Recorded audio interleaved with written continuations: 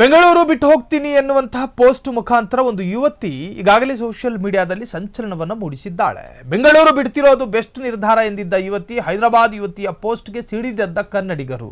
ಹೊಸ ವರ್ಷದ ಟೈಮ್ನಲ್ಲಿ ಹೈದರಾಬಾದ್ ಯುವತಿ ಹಾಕಿದ್ದ ಪೋಸ್ಟು ಇದು ಕನ್ನಡಿಗರ ಕೆಂಗಣ್ಣಿಗೆ ಗುರಿಯಾಗಿದೆ. ಮೂಲಭೂತ ಸೌಕರ್ಯಗಳ ಕೊರತೆ ಹಿನ್ನೆಲೆ ಬೆಂಗಳೂರನ್ನು ತೊರೆಯುತ್ತಿರೋದು ಈ ವರ್ಷದ ನನ್ನ ಬೆಸ್ಟ್ ನಿರ್ಧಾರ ಎಂದಿದ್ದ ಯುವತಿ ಬೆಂಗಳೂರಿನ ಮೂಲಭೂತ ಸೌಕರ್ಯ, ಇಲ್ಲಿನ ರಸ್ತೆ ಗುಂಡಿಗಳ ಬಗ್ಗೆ ಟೀಕೆ ಮಾಡಿ ಹೊಸ ವರ್ಷದ ಪೋಸ್ಟ್ ಹಾಕಿದ್ದ ಹೈದರಾಬಾದ್ ಯುವತಿ ಲಕ್ಷಾಂತರ ವಲಸಿಗರಿಗೆ ಆಶ್ರಯ ನೀಡುವ ನಗರಕ್ಕಿದು ಮಾಡುವ ಅಗೌರವ ಎಂದು ಅನೇಕ ಸ್ಥಳೀಯರು ಟೀಕೆ ಮಾಡಿದ್ದಾರೆ. ನೀನು ಬೆಂಗಳೂರನ್ನು ಬಿಟ್ಟು ಹೋಗ್ತೀಯೋ, ನಮಗೆ ಯಾವ ನಷ್ಟವೂ ಇಲ್ಲ, ಬೆಂಗಳೂರಿಗೂ ಯಾವ ನಷ್ಟವೂ ಇಲ್ಲ, ಬಿಟ್ಟು ಹೋಗೋದಾದ್ರೆ ಹೋಗ್ಬೋದು.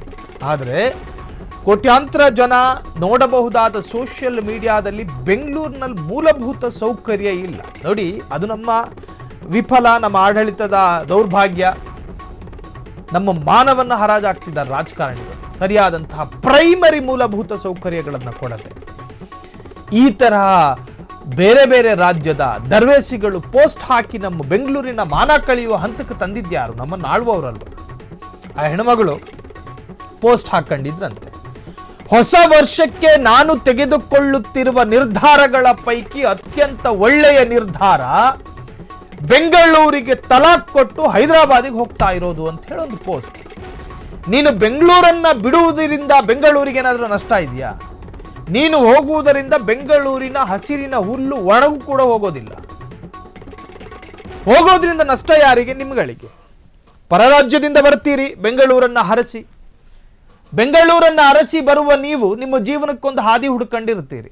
ನಿಮ್ಮ ತೆವಲು ಮುಗಿದ ನಂತರ ಬೆಂಗಳೂರನ್ನು ದೂರಿ ನೀವು ಮತ್ತೆ ನಿಮ್ಮ ತವರು ಜಿಲ್ಲೆಗೆ, ತವರು ರಾಜ್ಯಕ್ಕೆ ಹೋಗೋದಾದರೆ ಇದು ನಿಜಕ್ಕೂ ಕೂಡ ನಾಡದ್ರೋಹದ ಕೆಲಸ. ಆಕೆಯ ವಿರುದ್ಧ ಈಗ ಆಕ್ರೋಶಗಳು ಕೂಡ ವ್ಯಕ್ತವಾಗಿದೆ. ಬೆಂಗಳೂರಿನ ಬಗ್ಗೆ ನೆಗೆಟಿವ್ ಆಗಿ ಸೋಷಿಯಲ್ ಮೀಡಿಯಾದಲ್ಲಿ ಹಂಚಿಕೊಂಡಿದ್ದ ಯುವತಿಯ ಕಾಮೆಂಟ್ ಬಾಕ್ಸ್ನಲ್ಲಿ ಕನ್ನಡಿಗರ ಆಕ್ರೋಶ ಎದ್ದು ಕಾಣ್ತಾ ಇದೆ.